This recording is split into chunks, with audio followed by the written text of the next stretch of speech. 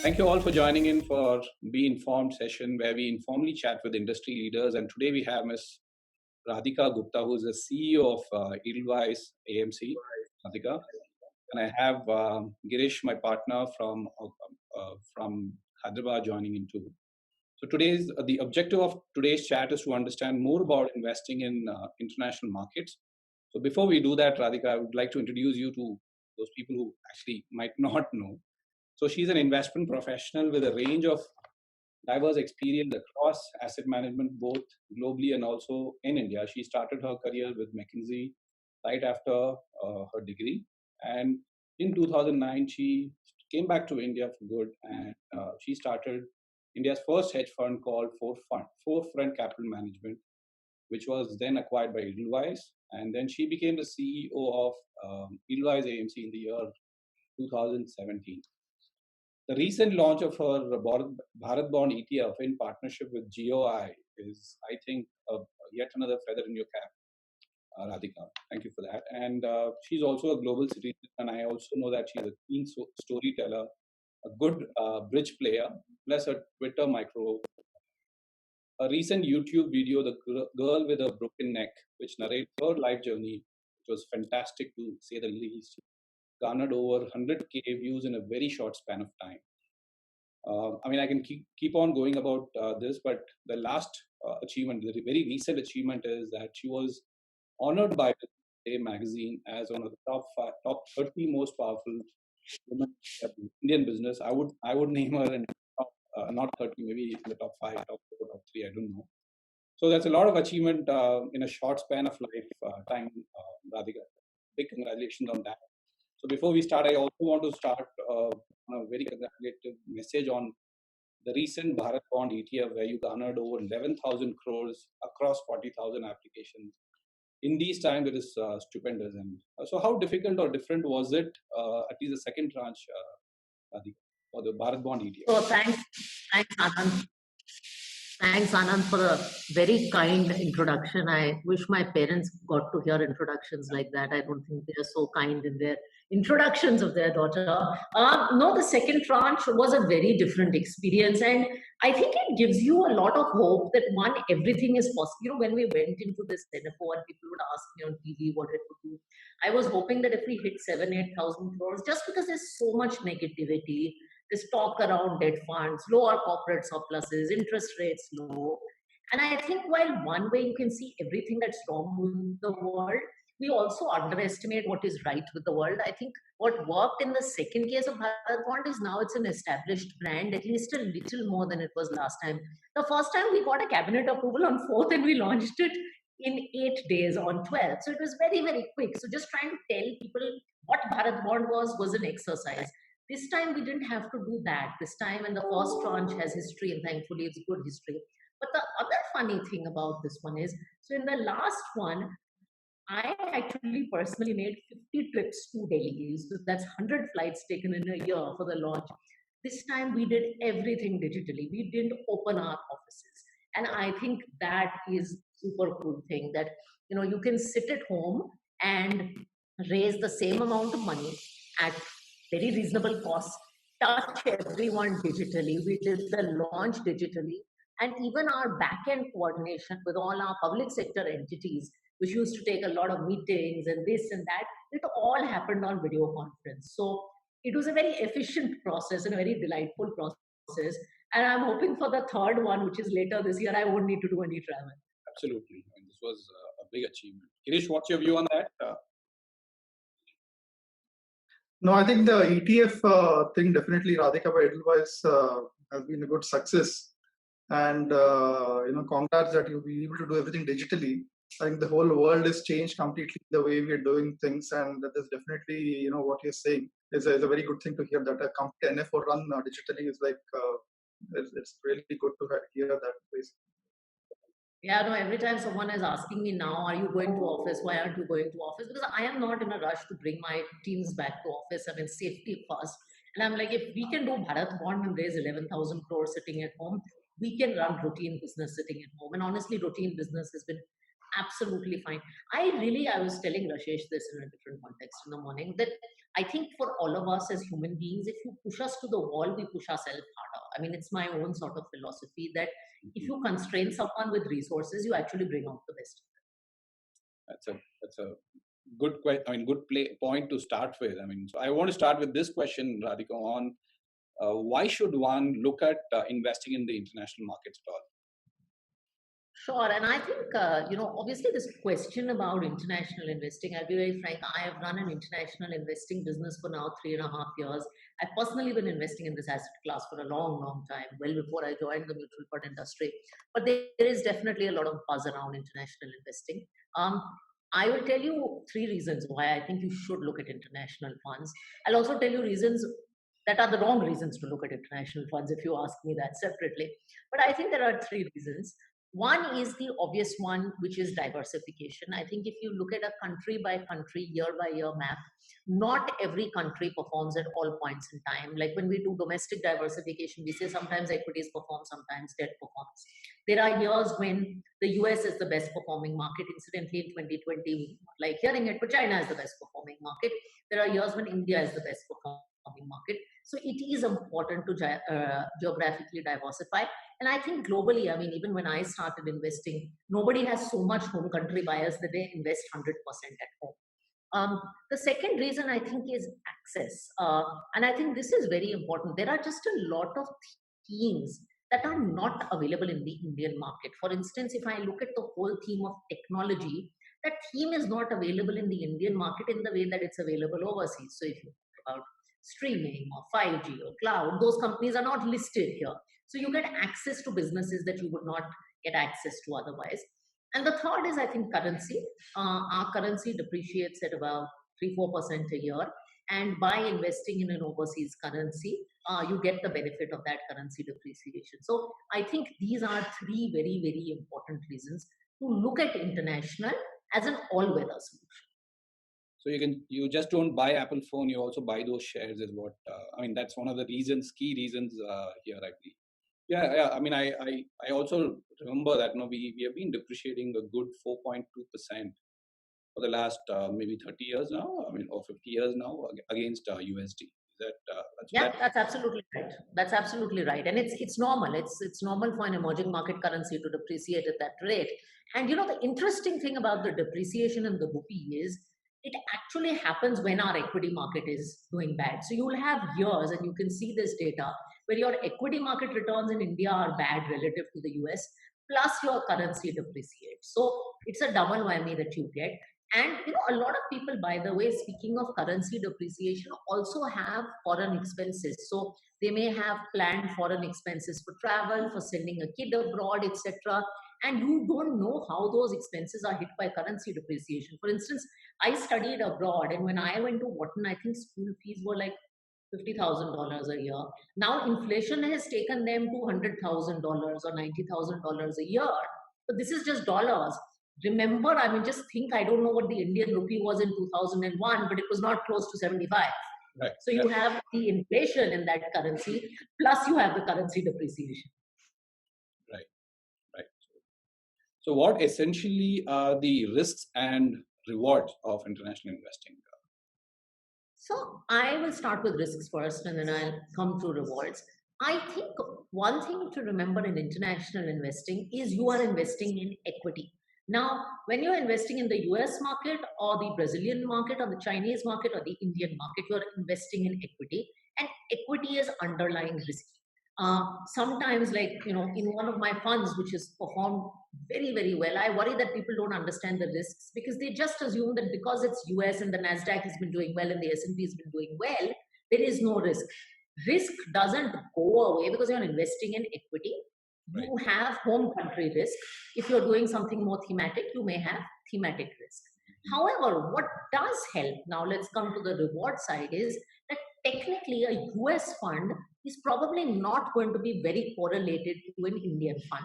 So we do this analysis at Edelweiss where if you look at a pure Nifty kind of India fund, there's a certain level of portfolio return that you'll have and a certain risk.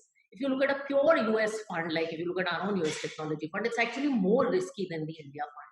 But if you blend them together, not just does your return go up, but your portfolio risk comes down because you're taking two instruments that are genuinely diversified and bringing them together. And I think that is the story of international investing. It's not just about the higher return, it's about the decreased risk. I think that really, really brings it together. So, as I said, just to recap, you have equity risk if you're doing international equities, you have the single country risk, you have currency risk. Now, most of the times it favors you, um, but you have the upside of those countries as well. And on an overall portfolio basis, you tend to be a lot more stable. There are some very interesting themes and markets in the world, as I said, that you don't get access to sitting in India. And that I think is the real upside. Do you have any questions? No, I think what Radhika just said, in fact, in this rebound from March till now, Radhika, the fan stock, the technology stocks have kind of outperformed, even that one gets by, investing in technology fund, apart from the currency depreciation and the presence of companies like FANG, which exist, the exposure that one gets, it is quite, I would say, dynamic and interesting in a portfolio play. So I agree with you when you say that technology, yeah. And I think themes like technology were already, technology was already a theme that was sort of popular pre-COVID, and that was getting traction pre-COVID because we are living in a technology-shaped world. But I think post-COVID, those trends are accelerating. I mean, the fact is, we started this conversation by saying that I ran an NFO sitting at home. We're having all these conversations on Zoom. Everything is sort of happening. You use tools like Cisco, WebEx. I mean, Zoom now has a market cap that's larger than Goldman Sachs. So I think technology as a theme is definitely accelerating. And by the way, it's not just prices. There's some very interesting data to show you that in the last decade, even earnings growth of the S&P has been driven by technology companies. So it's not a price-led rally. It's also that these are companies that are actually outperforming from an earnings point of view. I think they're innovating amazingly. Definitely, US technology companies, innovation is simply top of top. So definitely, value is immense. So I also see that from US is very low, or there's no large correlation between US and Indian markets. That can also be one of the reasons for investing in the other markets. In fact, I was surprised at this data. I think it's in one of our presentations. Since 1990, I think the correlation between India and US markets is 0.1.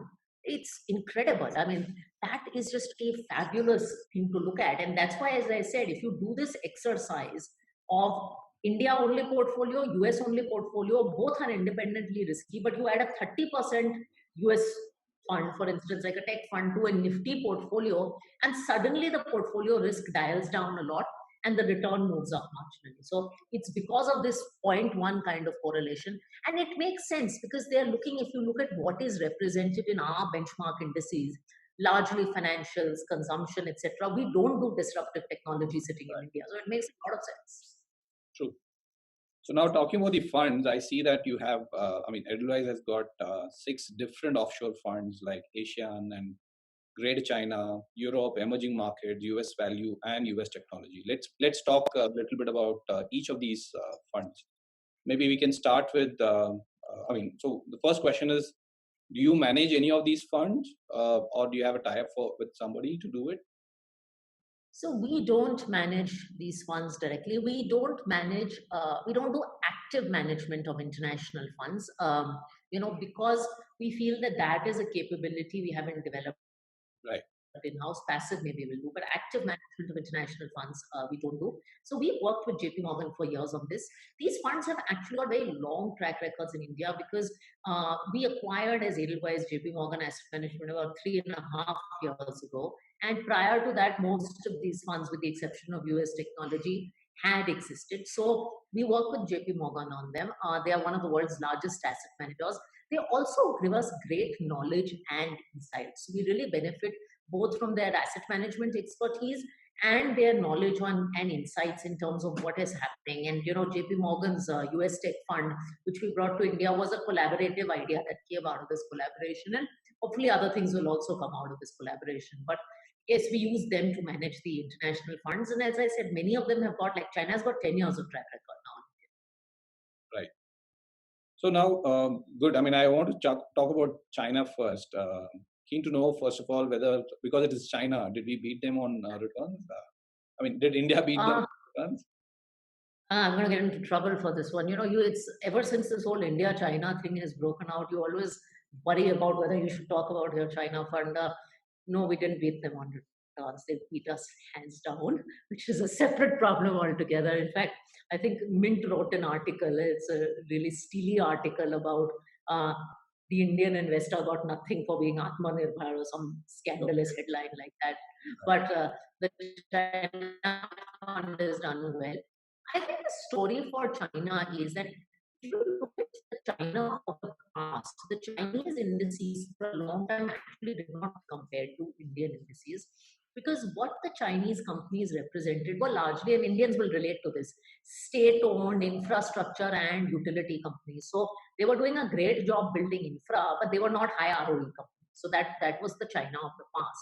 Now with this whole Asia story coming in, and all these companies being made for foreign ownership, what you see in China is actually very similar to India. So if you look at this fund, the themes you're going to see are consumption, retail, technology, etc., etc. So you'll have companies like Alibaba or Tencent, etc. So it is another, and China is also moving from an export-oriented, leverage-driven economy to a consumption-driven and more internally focused economy. And I think that's what this fund reflects. It's a focused fund in its style, so it's like 50 to 70 names, and it's mainland China and some Hong Kong and Taiwan, but largely mainland China. And as I said, it's got a very long track record in India. It's you'll be amused to know this, that it is one of my largest funds, including domestic funds, in terms of its SIP. Okay, that's right. So people, I mean, Girish, you want to talk about the returns? Yeah, just one question here, Radhika. Is there any exposure to Hong Kong, apart from the mainland, this thing in this fund? It's small. There is a little bit of Hong Kong and Taiwan. Okay. But it's largely focused on mainland. Okay. How just on the view? I would prefer not asking a view, but just to understand, given the U.S.-China tensions, how do you expect the Chinese market, because this fund definitely has done, quite good, all said and done. Any thoughts you have around that, given the Chinese-US tensions, what one can expect in terms of this? So there's definitely a lot of noise around the China-US tensions. Most of our companies in this fund are companies that are focused on local China as a market and tapping the Chinese consumption story. So that's actually where the fund tends to focus. If you look at the top holdings, they also reflect that rather than the traditional supply chain, etc. The other thing I would say about China is, and the reason both us and JP Morgan team have liked this fund recently, I mean, the two funds that we've been talking about to everybody among our basket are China and the US, are that China is also one of the first economies to recover from COVID. And, anecdotally, if you're talking to your counterparts in China, you'll see life has bounced back to normal much quicker in China than it has in many parts of the world. So I think that is why there is some optimism about China going forward. But you really have to look at this as a long-term consumption story and say, I'm investing in one emerging market that is India. Here's another one that is China. Different structure, but similar story. Got it. Yeah.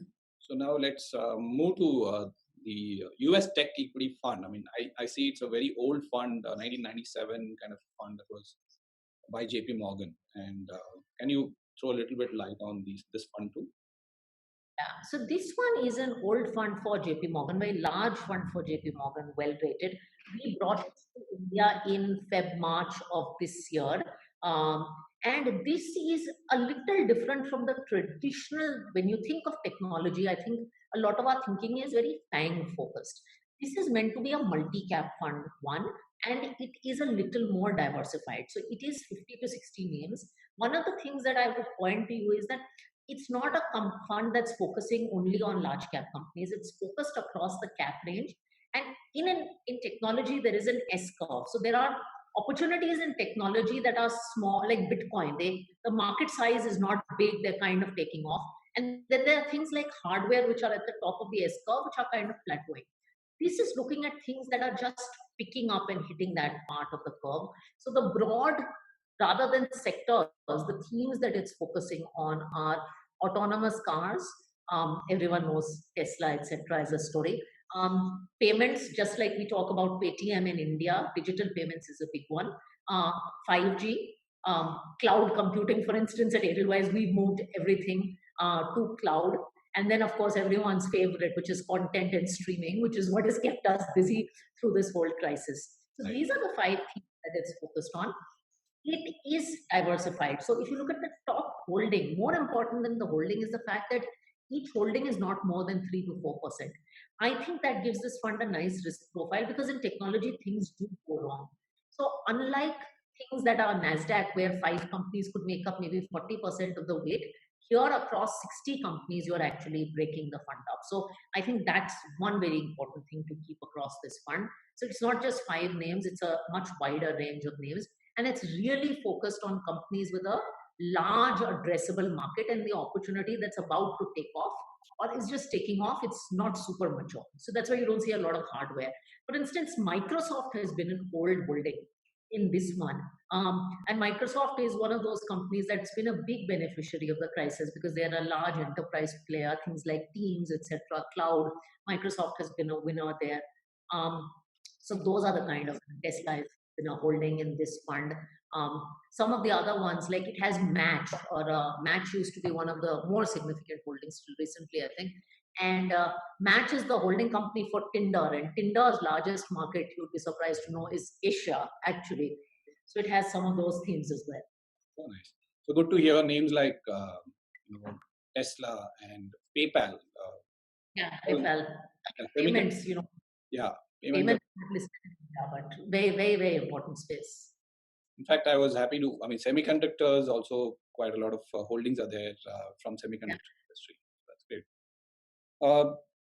So what is your largest holding in the Asian fund? Yeah, so I'll just pull that up because sometimes you don't remember all your holdings. So the largest holding here is DBS, which is financial services. Okay, so essentially Singapore is your largest country in the Asian. Singapore is your largest. So if you look at this fund, it's about 30% financials, 10-15% communications, 10-15% consumer staples. Those are the big ones. Some amount of real estate. Those are the big ones. So Girish, is your voice, are you able to hear us? I think there's some problem there, right? Yeah, there's some issue. I can't hear you. Again, you are off.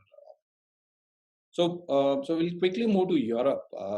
I somehow have a lot of liking for Europe after US running. Okay. I just want to check. So what is the positioning? What is your positioning about Europe as a continent right now? Okay, so in Europe, this is a diversified Europe fund. Again, Europe, has been a little bit of a laggard from an economic point of view. And it's a group that is, I would say, coming out of crisis. So growth has been muted in Europe.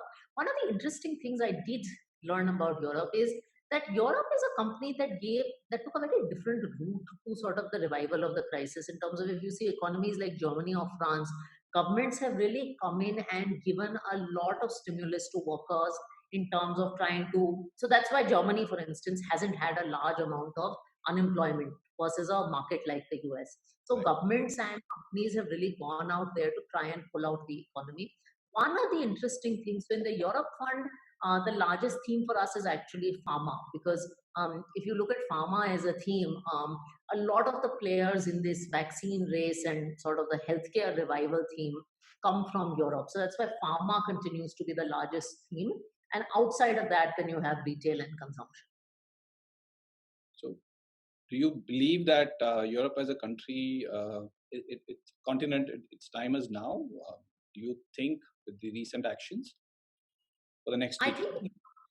I think Europe is a contra play, to be very honest. I can't say that, and this is the conversation that we have with the JP team today, that I can't say that Europe is the China play, and it's very much a contra play. It hasn't done well for a while. It was an economy hit hard by COVID, and now it's coming out. So I think Europe is very much a contra play if someone wants to do a Europe allocation. Girish, any questions on Europe?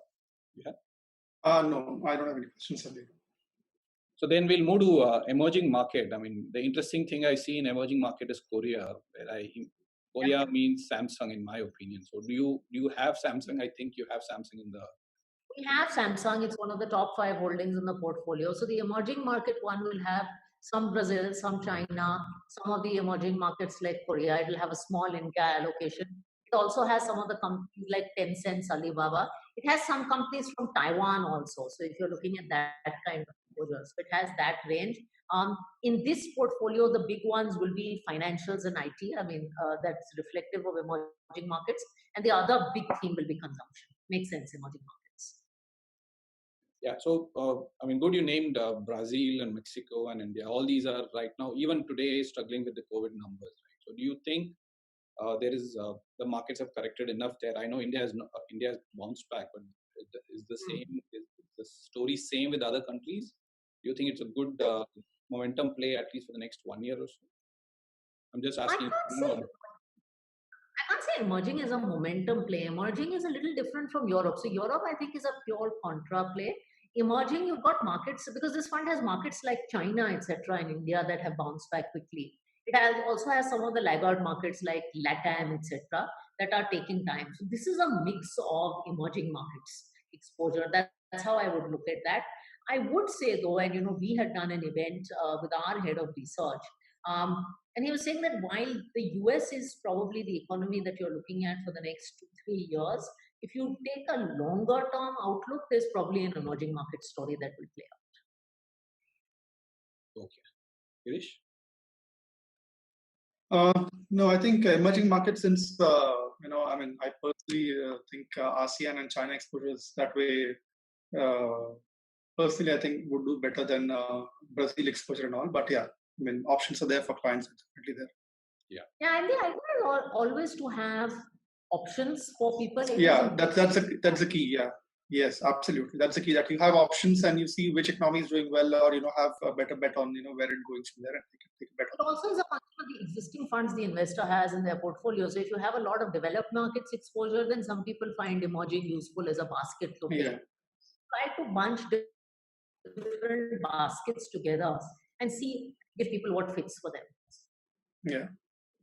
So I also believe that the next decade belongs to emerging markets for whatever reason. Last decade was for developed markets, especially US. But somehow I feel there are indicators or maybe a overheating in US. That's my view. But yes, good that we have various options available with Edelweiss. We have spoken about 5, and the last one is US value equity. I see names like BOA, Bank of America, and Microsoft there. So it looks like a very stable, very large cap oriented fund. Is that right? Yeah, more multi-cap oriented, but it's quite the contra for US technology. So technology is your high growth, etc., etc. This is value oriented, which is why, by the way, its performance would have been a little more subdued. But this will have a larger element of consumption, and one of its largest sectoral exposures, as you rightly said, is financial services. So these are the brands, and I think there is a case for US value, by the way, because there is a certain set of global brands, financial services giants, etc., that are important to have. So I think US tech and value together also are a very nice combination. It gives you complete US. So I now quickly talking about the performance. I mean, India was negative 11% or so last year, while all these funds except ASEAN has done positive return. So is that? I mean, that's also one of the reasons where you mentioned that we should take an exposure to these kind of funds, right?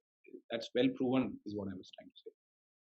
I think I never go by last year's track record, but I think if you look at the long-term track record of most of these funds, US Tech obviously doesn't have one, but it has it in the global context. But if you look at the long-term track record, I think that is very, very encouraging. And again, I will go to my point on the fact that if you combine it with your India funds, because 70-80% of your portfolio is probably India, it becomes very powerful.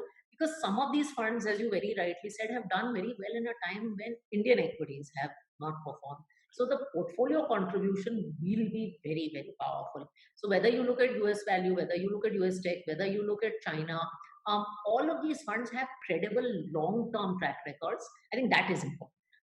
Okay. Radhika, one question I had, because a good chunk of returns, like we in the beginning you said about currency, you mentioned with the dollar weakening now. Okay. And the trend looks like it will weaken in the near term or medium term. I don't know about long term. Currency is not a long term prediction. But so, what's your take on that? I mean, currently, at least for now, dollar seems to be weakening. So, what's the take on? What's your view on how the currency could move? Because that's an important aspect of the returns as well.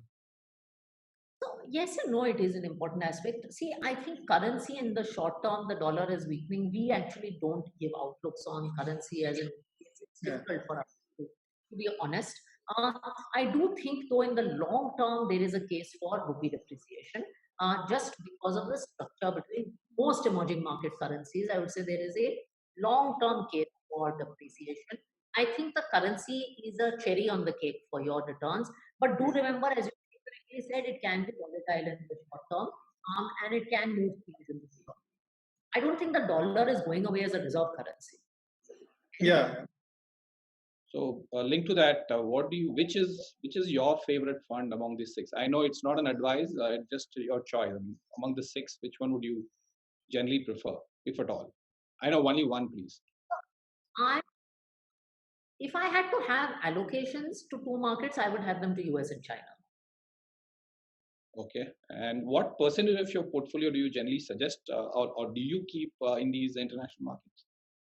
Personally, I have had international allocations since 2011. I moved back to India in 2009, and my husband and I, because when I lived in the US, even as a young professional, 50% of my portfolio was US, 50% was overseas. So I was always diversified. So then I came to India, and then I realized everything we were doing was in India. So when we started investing, and it was small amounts of poor entrepreneurs, we immediately started with international equities. We've never lived in a world where we don't have international allocation.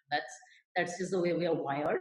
I think 10 to 20% is a meaningful number. Don't start doing 2 and 5% because it's not going to make a difference to your portfolio. 10 to 20% is a good starting point, up to 25. And going by what you just said, looks like you feel US and China will come back stronger from this COVID situation. That's my. I think so. I'll tell you the reasons I said. US is you have to have exposure to a major developed economy, and I think that story is the US. I mean, quite clearly. Whether you choose to do it with tech, which is a fund I love, I just think it's a very well constructed fund. Or whether you choose it with a full US fund, that is people's call. China, I think, everything said and done, and by the way, I'm super patriotic. I'm the daughter of a government officer, but I think if you have to have exposure to an emerging economy outside of India, then that has to be China. I mean, there's just no question about it. And I think one should separate investments and patriotism. And you don't feel you're not too concerned about the tech valuations per se. Look, for people who are, and it is a natural point of concern. One thing I did bring up in this conversation is do realize that tech has been expensive. Tech companies are either expensive or they, go through periods like the tech crash. Do remember, tech companies have also shown stellar earnings growth, including, by the way, the last quarter. So tech is not just performed on a price basis; it's performed on an earnings basis. I will, however, say these funds are volatile. I do also recommend STP and SIP allocations to the funds. I do SIPs in international funds. I've been doing them since 2011. I highly recommend. Got it. Any closing remark, Girish?